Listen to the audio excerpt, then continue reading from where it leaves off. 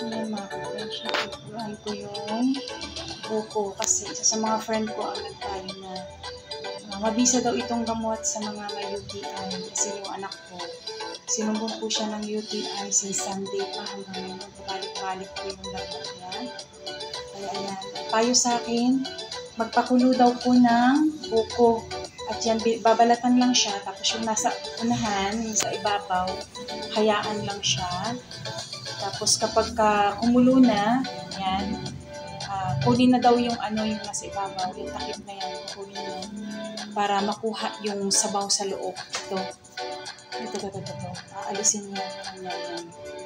Yan. Kapag naalis na po yan, yan na yung ng tubig niya. Yan, pinaka-tubig. Yan yung ipapainom. Yan, pinakuluan yan. Hindi ko agad binuksan ng kumukulo kasi baka tumalsik. Baka biglang kasi siyempre nagbubulis siya sa loob, baka bigla akong matalsikan sa mukha. Kaya inintay ko muna na medyo humupa yung pagkakulo niya. Ayan mga ka-friendship.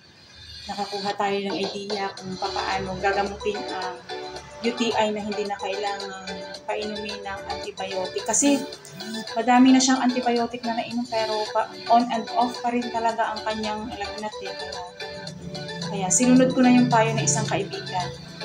Ayan mga ka-friendship, sana effective siya. Lahat talaga gagawin ng nanay para gumaling lang ang anak. Try nyo rin po ito mga ka-friendship. At saka sana gumaling yung anak. Thank you so much for watching mga ka-friendship. Sana nakatulong ang video na to. Isasalin ko na po muna sa isang malinis na lalagyan. Maya-maya po ulit kukuhan ko po ng video yung pagkakasalin niya.